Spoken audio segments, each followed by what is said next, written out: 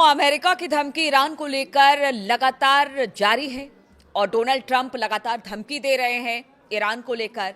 लेकिन इसी बीच कुछ बड़ी खबरें आई हैं ईरान अमेरिका युद्ध से, जो आपको बताना बेहद जरूरी है। क्या स्थितियां बदल रही हैं या स्थितियां जस की तस बनी हुई है? नमस्कार, मैं हूं नीलू। आज 2-3 खबरों का जिक्र करेंगे। शुरुआत हॉर्मूज से ही करते हैं। हॉर्मूज स्ट्रेट से पिछले 24 घंटे में जहाजों की आवाजाही में बड़ी तेजी के साथ उछाल आया है। बताया जा रहा है कि कई जहाज ईरान के ट्रैफिक लेन का इस्तेमाल कर रहे हैं, जो कि एक कॉरिडोर ईरान ने दिया है बाकी मुल्कों के जहाज को आने जाने के लिए। बताया जा रहा है कि उसका इस्तेमाल बहुत ही फ्रिक्वेंटली किया जा रहा है। तेहरान ने अमेरिका और इजराइल के साथ अपने टकराव के दौरान लगाए गए प्रतिबंधों में थोड़ी ढील दी है और जहाजों के गुजरने के लिए एक नया रास्ता बनाया है। मंगलवार को एनालिस्ट मरियो नौफल ने सोशल मीडिया पर एक पोस्ट में राइटर्स और मरीन ट्रैफिक के डेटा का हवाला देते हुए दावा किया कि हॉर्मूज स्ट्रेट में जहाजों की आवाजाही से यह गुलजार होता दिखाई दे रहा है, क्योंकि अचानक से बड़ी तादाद में जहाज जो हैं वो ईरान के नियंत्रण वाले लेन से गुजर रहे हैं।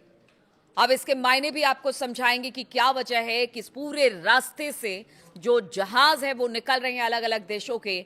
तो क्या स्थिति बेहतर हो रही है या फिर स्थिति जो है वो बेहतर होने की तरफ आगे बढ़ रही है? तो जहाजों का गुजरना उस वक्त शुरू हुआ है जब ईरान की रिवोल्यूशनरी गार्ड यानी IRGC नेवी ने बुधवार को बताया कि पिछले 24 घंटे में तेल टैंकरों और कंटेनर जहाजों सहित करीब करीब 26 कमर्शियल जहाजों को इस जलमार्ग से गुजरने की अनुमति दे दी गई है।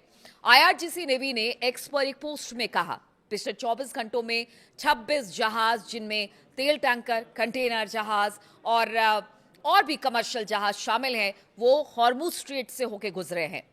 IRGC नेवी ने आगे ये भी कहा कि जो कि पूरा रास्ता है, IRGC नेवी की तरफ से उसे सुरक्षा प्रदान की जा रही है, उनसे कोऑर्डिनेशन किया जा रहा है, सुरक्षा के इंतजाम इन जहाजों के लिए किए जा रहे हैं।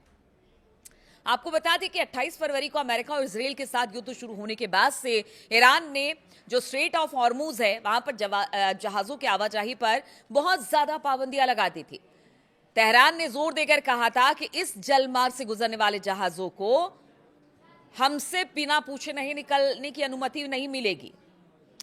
भले अप्रैल में युद्ध विराम हो गया हो और अमेरिका ने नौसैनिक नाकेबंदी जारी रखी हो और ईरान को काफी ज्यादा दिक्कत इससे आ रही हो, लेकिन अब स्थिति कुछ अलग दिखाई दे रही है।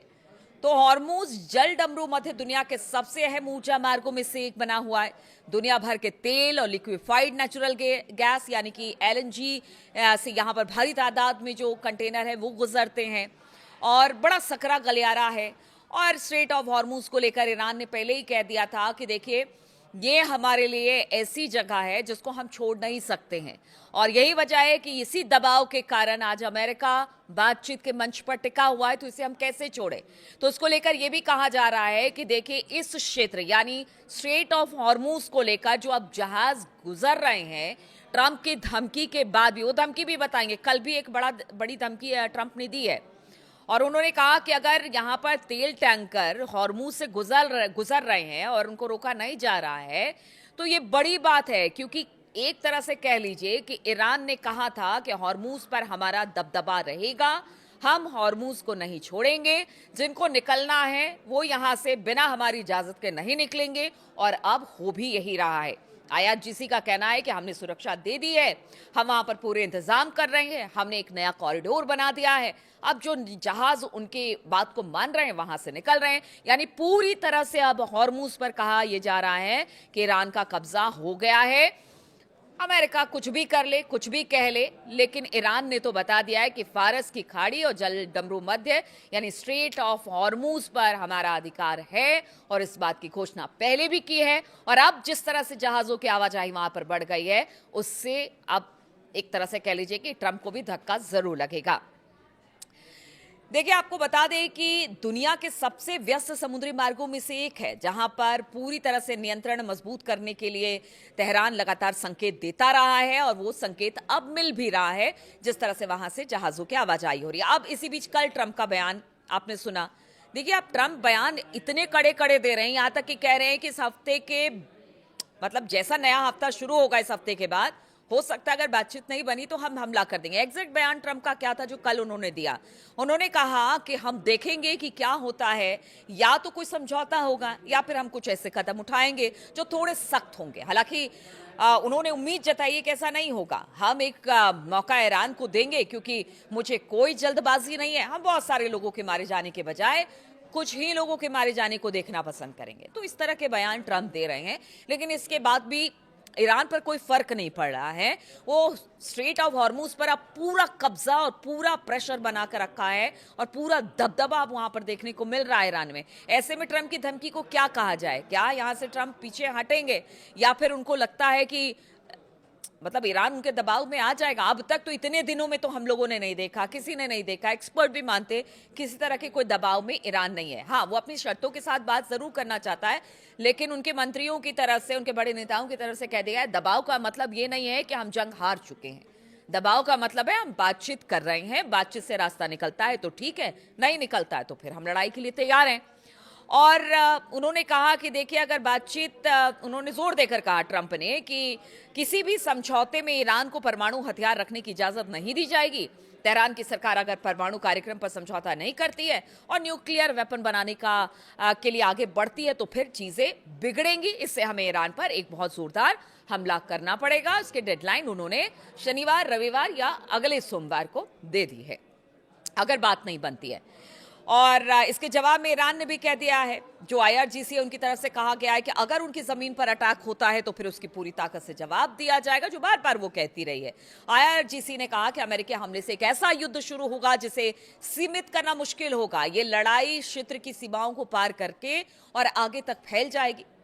तो आप देखिए कि किस तरह से अब ईरान भी कह रहा है कि अब तक तो जहां जहां हमले हमने किए मिडिल ईस्ट में, उन सब देशों को निशाना बनाया गया, लेकिन अगर अमेरिका ने एक बार फिर से ईरान पर हमला किया तो अब जंग का दायरा बढ़ेगा।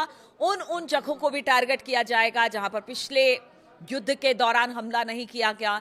ऐसे ऐसे वेपन का इस्तेमाल किया जाएगा जिसके बारे में दुनिया ने कभी सोचा भी नहीं होगा। तो दोनों अपनी तरफ से ताकत दिखाने का प्रयास कर रहे हैं। इसी बीच कहा यह भी जा रहा है, खबर यह भी आ रही है, ध्यान दीजिएगा इस पर, कि नेतन्याहू और ट्रंप की बातचीत हुई है। नेतन्याहू की बातों से ट्रंप बेहद गुस्से में आ गए और उन्होंने कहा कि मैं सीज फायर करना चाहता हूं, लेकिन शायद नेतन्याहू नहीं चाहते कि युद्ध बंद हो। ये पहले भी हो चुका है और इस तरह की खबर आ रही है कि इसको लेकर दोनों में तल्खी है। क्योंकि देखिए, रूस जा रहा है चीन से मिलने, ट्रंप भी गए थे चीन से मिलने। रुख बहुत चीजें का मतलब एक तरह से चीन और रूस ने स्पष्ट कर दिया कि देखिए दादागिरी नहीं चलेगी। ऐसे में अपने ही घर में घिरे हुए हैं, अपने संसद में सवाल पूछे जा रहे हैं, सवालों का जवाब ट्रंप और उनकी सेना के प्रमुख नहीं दे पा रहे हैं। तो ऐसे में आखिर ट्रंप क्या करेंगे? इसीलिए नेतन्याहू से कहा जा रहा है कि भाई अब सीज फायर का समय आ गया है, लेकिन नेतन्याहू नहीं चाहते हैं। तो क्या अब भी नेतन्याहू के दबाव में ट्रंप रहेंगे? क्योंकि हॉर्मूज पर तो दबदबा ईरान का है, जहाजें गुजर रही हैं, उनके मुताबिक जहाजों का आना जाना हो रहा है। ट्रंप कुछ नहीं कर पा रहे, नाकेबंदी करके उन्होंने देख लिया है। बातचीत भी मतलब धमकी भी दे दी है, बातचीत का रुख अभी भी अख्तियार किए हुए हैं ट्रंप, और बार बार कह रहे हैं कि हम हमला नहीं करेंगे क्योंकि मिडिल ईस्ट ने कि कई देश कह रहे हैं कि हमला मत करो, हम बातचीत करना चाहते हैं, सकारात्मक है बातचीत। जेडी वेंस की तरफ से भी हमने सुना, लेकिन पीट हेगसेथ की बात की जाए, वो इसमें जरूर पलीता लगाते दिखाई दे रहे हैं। उनका कहना है कि मतलब गन लोड हो चुकी है और बस दागना बाकी है। तो आप सोचिए कि ट्रंप और खुद ट्रंप के जो अधिकारी हैं या जो उनके नेता हैं, वो अलग अलग तरीके का बयान दे तो ट्रंप और उनके अधिकारी अलग अलग तरीके का बयान दे रहे हैं, प्रोवोक करने की ईरान को कोशिश कर रहे हैं, लेकिन ईरान बड़े संयम के साथ जो काम उसे करना है वो कर रहा है। और उसने कह दिया है कि देखिए, हमला कोई विकल्प नहीं है। चीन ने भी कह दिया, रूस ने भी कह दिया। अब तीन लोग एक तरफ हैं, इधर अमेरिका एक तरफ है, ट्रंप एक तरफ है, उनकी पूरी कहते हैं ना फौज है और उनके नेता हैं, लेकिन उनकी संसद में उनका विरोध हो रहा है। तो अब देखना होगा कि आगे स्थिति क्या बनती है। जो शनिवार, रविवार या सोमवार तक का डेडलाइन दिया है, उसके बाद फिर कोई नया बयान सुन लेंगे ट्रंप का, या फिर लगता है कि अगर बात नहीं ईरान मानता है तो फिर हमला अमेरिका की तरफ से होगा। चलिए, इन तमाम खबरों पर हमारी नजर बनी रहेगी। फिलहाल बहुत बहुत शुक्रिया मेरे साथ जुड़ने के लिए।